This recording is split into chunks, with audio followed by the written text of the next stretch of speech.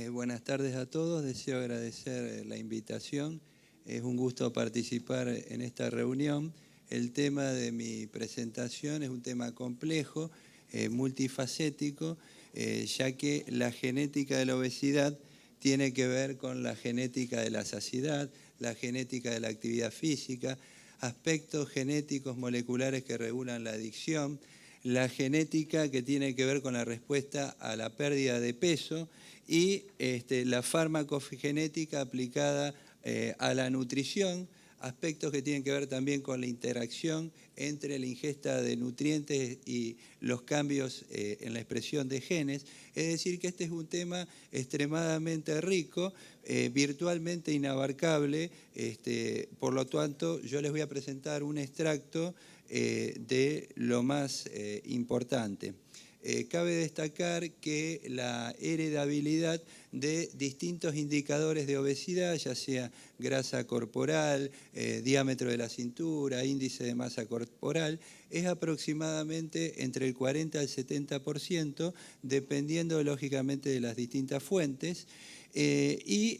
Todos los estudios moleculares, genéticos, han lamentablemente encontrado o explicado la variación, por ejemplo, del índice de masa corporal en términos de marcadores genéticos solamente en un 10% aproximadamente. Es decir que hoy tenemos mucha información, muchos descubrimientos de distintos genes, pero todos estos marcadores genéticos solamente logran explicar una proporción muy chica de la heredabilidad teóricamente calculada a partir especialmente de estudios en gemelos uni y bivitelinos. Es decir, hay una suerte de heredabilidad faltante que no se encuentra y que no se logra detectar.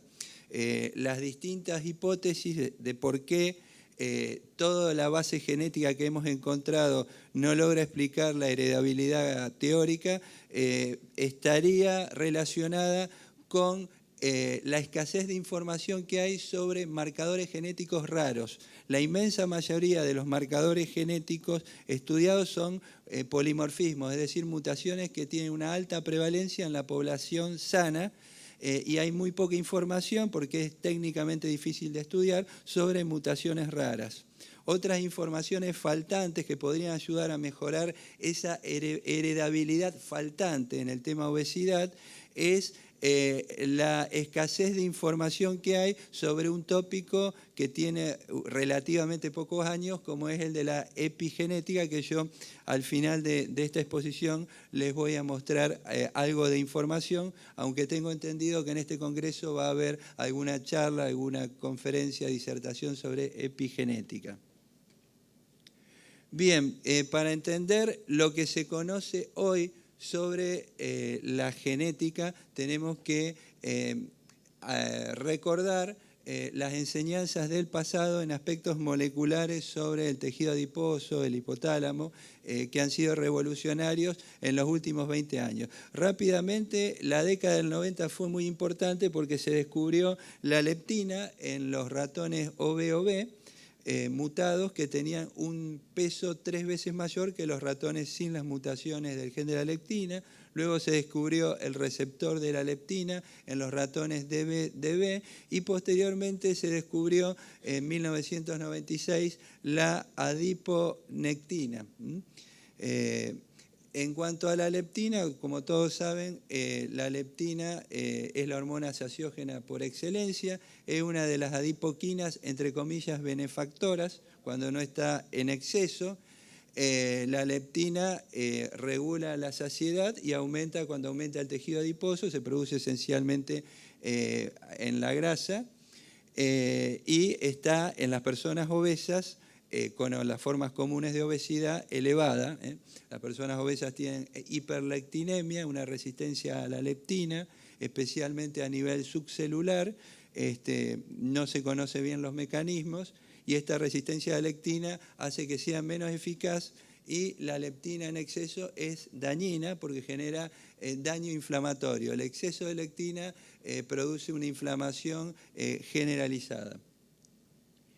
Bien, otra cosa, como les mencioné, que se descubrió en el año 1996 por un grupo japonés, es la adiponectina, que está reducida en las personas obesas. Es una adipoquina también con propiedades beneficiosas, antiinflamatorias, insulinosensibilizantes, cardioprotectoras.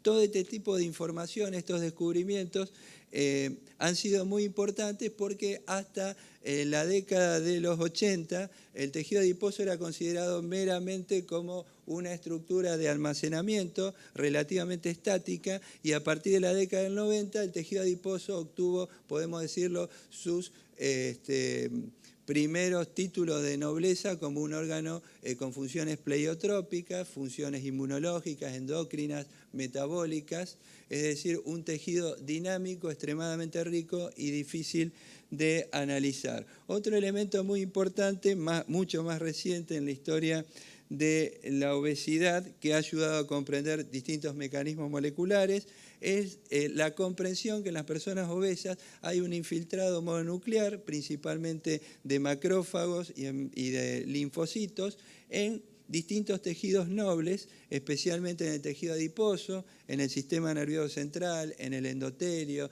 en el islote pancreático, en el hígado, que son un vector de daño patogénico, intervienen en distintas comorbilidades o patologías asociadas a la obesidad, como la enfermedad coronaria, el hígado graso no alcohólico, la diabetes tipo 2, las enfermedades neurodegenerativas. Por lo tanto, toda esta información ha sido muy importante y ha permitido realmente darle el valor real al tejido adiposo que no tenía hasta principios de los años 90. Al mismo tiempo, estudiando varias de estas adipoquinas, especialmente la leptina, se comprendió la función de la regulación de la saciedad y de la ingesta en el hipotálamo, lo cual también fue un antes y un después. Toda esta información ha permitido conocer mejor las bases genéticas de la obesidad. Deberíamos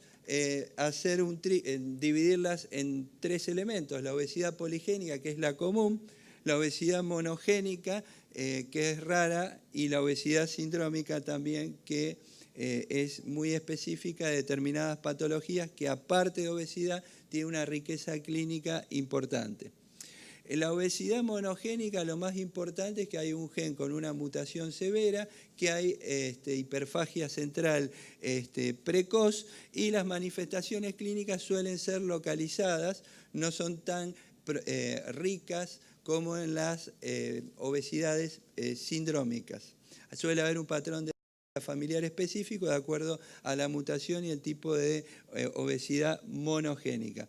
En cuanto a la obesidad sindrómica, el cuadro es parecido, pero se agrega frecuentemente algunas manifestaciones clínicas específicas, dismorfias, por ejemplo. Algunos pacientes tienen trastornos, por ejemplo, polidactilia, trastornos en la osificación, distintas alteraciones morfológicas, acompañadas de anomalías cognitivas frecuentemente, como puede ser retraso mental, retraso del crecimiento, y también la causa es un daño severo de un gen. Desde un punto de vista teórico-conceptual, de modelo de enfermedad, podemos decir que las diabetes comunes poligénicas son la consecuencia de una interacción compleja entre factores genéticos, factores ambientales, que todos conocemos, y factores epigenéticos, que no están en la diapositiva. El factor ambiental es muy importante, y el factor genético, si bien está en las obesidades poligénicas, es cuantitativamente hablando menos relevante. Lo contrario sucede en la obesidad monogénica y poligénica, y sindrómica, en los cuales predomina el daño, la participación genética, ya que el daño en el gen es muy importante. En las obesidades monogénicas y sindrómicas, los marcadores genéticos son mutaciones raras, mientras que en las obesidades poligénicas comunes, los marcadores genéticos son mutaciones comunes, típicamente llamados polimorfismos, conocidos a nivel internacional como SNP polimorfismo de nucleótido simple, que tienen un efecto patogénico leve, por lo cual las personas que tienen obesidad poligénica tienen decenas y decenas de marcadores genéticos, mientras los que tienen obesidad monogénica o sindrómica tienen una sola alteración, pero severa. Bueno, dentro de las formas monogénicas hay alrededor de 10 genes. Algunos de los más importantes son el gen de la leptina, el del receptor de la leptina, la proconvertasa 1 que participa en la escisión proteolítica de la propia melanocortina, el receptor de melanocortina de tipo 4, que es el más importante en frecuencia como causa de diabetes, de obesidad monogénica. Alrededor del 3% de todas las obesidades monogénicas es por mutación en ese gen, que tiene un patrón de transmisión codominante. El resto son patrones recesivos raros. Mutaciones en la propia melanocortina, mutaciones en un gen muy importante que se llama BDNF, que es una neurotrofina, que es neuroprotectora, muy conocida porque tiene acciones antidiabéticas muy importantes y media la activación del receptor 4 de melanocortina. Y por último, una proteína adaptadora que se llama SYN1, que activa al receptor de tipo 4 de melanocortina. Hay varios genes más, pero estos son los más conocidos. Muchas veces algunas características clínicas nos pueden guiar hacia una u otra causa de obesidad monogénica. Por ejemplo, los pacientes que tienen mutaciones en la propia melanocortina suelen tener el pelo rojizo, la piel pálida. Los pacientes que tienen mutaciones en el receptor 4 de melanocortina suelen tener gran altura y gran desarrollo óseo. Los pacientes que tienen mutaciones en la proconvertasa 1 suelen tener, además de obesidad, diarrea crónica, y los pacientes que tienen mutaciones en la lectina y en el receptor de la lectina suelen tener infecciones repetidas y además hipogonadismo hipogonadotrófico. Es decir, nos podemos guiar clínicamente en muchos de estos casos. Vale la pena resaltar que es extremadamente raro las obesidades monogénicas. En cuanto a estos genes que les mostré, muchos de estos genes se expresan de manera importante en vías orexigénicas y anorexigénicas del hipotálamo. Las orexigénicas están a la izquierda y son el neuropéptido Y, la proteína relacionada a Guti, y a la derecha están las anorexigénicas, que son la propia melanocortina, y CART, que es un traquito relacionado a anfetamina, cocaína. La leptina y la insulina, sepan que la insulina endógena es catabólica, la insulina es anabólica fuera del sistema nervioso central, pero en el hipotálamo la insulina genera saciedad y actúa en la misma vía que la lectina. En las personas que tienen obesidad hay una resistencia a la insulina a nivel del hipotálamo y ese efecto saciógeno no está. Es importante mencionar que el descubrimiento de distintas causas de obesidad monogénica, lo más importante que ha producido es comprender los mecanismos que gobiernan o algunos de los mecanismos moleculares que gobiernan el desarrollo de las obesidades comunes poligénicas, porque hay muchos genes, por ejemplo el receptor 4 de melanocortina, que también participan del riesgo para las las obesidades comunes monogénicas. Eso es muy importante. Lo que sucede es que en la obesidad monogénica las mutaciones, por ejemplo, en el receptor 4 de melanocortina, son polimorfismos, mutaciones comunes, a diferencia de las obesidades monogénicas, que son mutaciones raras. El gen es el mismo, pero el tipo de mutación no. Bueno, hay síndromes con obesidad, el síndrome de Altron, con distrofia de conos y bastones, hipoacusia, trastornos cardiológicos, diabetes tipo 2. El síndrome de Prader-Willi, que es la forma más frecuente de obesidad sindrómica, que ustedes conocen muy bien, que se debe a trastornos en la regulación epigenética del cromosoma 15, trastornos del imprinting, que va acompañado de hipotonía, hiperfagia central, hipogonadismo, retraso mental. El síndrome de Bardet-Biedl, El síndrome de Bardet-Biedl es complejo, es una celiopatía que tiene distrofia también de conos y bastones y suele tener polidactilia. El síndrome WAGR, que es un tumor de Wien acompañado de aniridia y alteraciones genitourinarias. Y muy importante, la deleción del cromosoma 16, que se hereda de forma autosómico dominante, que está asociado a la presencia de enfermedades neuropsiquiátricas como autismo y, por ejemplo, esquizofrenia. Esto es muy importante porque muchos de estos pacientes reciben medicación antipsicótica y esta medicación antipsicótica muchas veces induce obesidad, insulinoresistencia y diabetes tipo 2.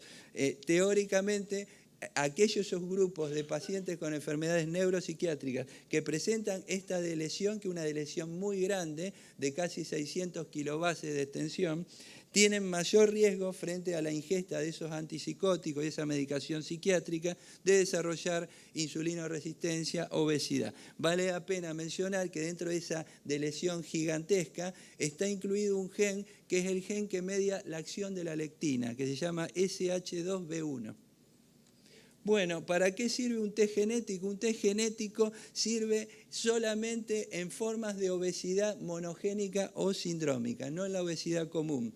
Sirve para confirmar el diagnóstico, puede orientar la terapéutica, por ejemplo, en los raros casos de mutación en el gen de la lectina, puede favorecer la predicción del diagnóstico en los familiares o en los futuros hijos y conocer cómo puede evolucionar la enfermedad. Acá ven un ejemplo de cómo la obesidad monogénica por mutaciones en la lectina en un grupo de pacientes de Faruqi en Cambridge mejoró de manera espectacular tras la administración de lectina recombinante humana, un paciente de 3 años que pesa 43 kilos y luego a los 7 años de edad pesa 10 kilos menos.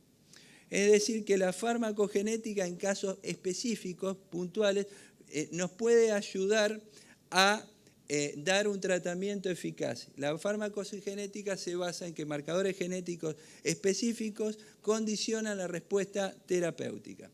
En cuanto a la obesidad poligénica, hay que tener en cuenta que hay muchísima información resultante de estudios a gran escala que se hacen con chips de alta densidad génica, que ahora les voy a mostrar, y que han permitido conocer en pocos años más de 100 marcadores genéticos. Esos chips han sido comentados en las mejores revistas del mundo en el año 2006, cuando aparecieron, y fueron una revolución en medicina, ya que permitieron conocer marcadores genéticos para la mayoría de las enfermedades altamente prevalentes, como el cáncer de mama, la diabetes tipo 2, la obesidad. Acá los ven, estos chips permiten estudiar más de 2 millones de mutaciones en 24 horas a un costo relativamente bajo y se estudian en estudios que se llaman GWAS, que son estudios de asociación a gran escala. Estos estudios de asociación a gran escala se hacen análisis que cubren el 75% de la variación nucleotídica de todo el genoma humano. Son estudios vastos que se hacen sin hipótesis previa. Acá en esta diapositiva ven que el gen más importante de la obesidad, en rojo, a la izquierda, es FTO, que un alelo positivo para FTO se asocia a un aumento del índice de masa corporal de 0,37 kilogramos por metro cuadrado. La mayoría de los marcadores genéticos que ven aquí son todos marcadores genéticos que regulan la saciedad a nivel del hipotálamo o que regulan distintas funciones del sistema nervioso central, especialmente el desarrollo del hipotálamo. Tienen otros genes también que pueden estar involucrados en la inflamación o en el metabolismo lipídico, pero la mayoría se expresan principalmente en el sistema nervioso central. Hay dentro de estos genes, como les dije, dentro de estos genes, como les mencioné, los más importantes están en el sistema nervioso central y hay una minoría que se asocian a patrones de distribución de la grasa, especialmente de obesidad androide, diámetro de cintura aumentado, que son genes que se expresan o regulan el adipocito, como por ejemplo el PPAR-gamma, la perilipina, para darles ejemplos, y el metabolismo de lípidos. Yo les menciono FTO, que es el número 1. Este gen regula epigenéticamente ácidos nucleicos en el hipotálamo, es una desmetilasa, desmetila ciertos ácidos nucleicos y estimula el apetito. Las mutaciones que se asocian a obesidad por alteraciones en FTO aumentan la función del gen. FTO es el principal gen de la diabetes tipo 2 asociada a obesidad. Es un gen que se asoció a insulinoresistencia cerebral. Los pacientes que tienen homocigosis para mutaciones en FTO tienen más de 2,5 kilos con respecto a los normales. Los pacientes que tienen mutaciones en FTO tienen predilección por las comidas ricas en grasas y el efecto dañino de estos alelos de riesgo se mitiga hasta 40% con la actividad física. Es decir, hay interacciones entre genes y terapéuticas que son interesantes, pero no hay información conclusiva. Terminando una parte final de mi charla, recordar que la obesidad hay alteraciones de la dopamina que tienen que ver con conductas adictivas, hay alteraciones de genes, especialmente el receptor de tipo 2 de dopamina, que se debería activar más cuando uno ingiere alimentos y en las personas obesas, al igual que en personas, por ejemplo, alcohólicas, se activa menos y hay como una suerte de menor placer cuando uno come algo que le apetece, entonces tiene que volver a alimentarse y esto favorece la obesidad. Las esperanzas para terminar del futuro en la obesidad, en la genética de la obesidad, son el epigenoma. El epigenoma es un puente entre factores ambientales y factores genéticos. El epigenoma regula la expresión de los genes y hay 3 elementos importantes: la metilación del ADN, las alteraciones de las histonas y los microARN que regulan la transcripción de genes. En obesidad lo más importante es la metilación de genes. Es importante tener en cuenta que la obesidad teóricamente comienza a nivel intrauterino y hay modelos que muestran que la restricción proteica de la madre en la fase intrauterina favorece cambios epigenéticos y aumenta el riesgo de obesidad y trastornos asociados en el futuro bebé. Esto está demostrado. También está demostrado que las mujeres expuestas a hambrunas durante el embarazo tienen hijos con mayor peso corporal asociados a metilación del factor de crecimiento insulinoide de tipo 2. Ahí lo vemos en otro estudio, hipometilación del factor de crecimiento de tipo 2. Otro elemento simple para producir cambios epigenéticos que protegen contra la obesidad es el amamantamiento superior a 9 meses, que reduce en 32% la obesidad. Otro elemento epigenético muy importante que está demostrado en obesidad infantil es la hipermetilación de la propiomelanocortina. La metilación de un gen apaga su función y como la propiomelanocortina induce saciedad, cuando está muy metilado funciona poco. Para terminar, la revolución nanotecnológica no solo sirve para estudiar polimorfismos, sino también sirve para estudiar el epigenoma. Ahí ven en la diapositiva uno de los chips más interesantes para estudiar más de 27.000 regiones de metilación. Muchas gracias por su atención.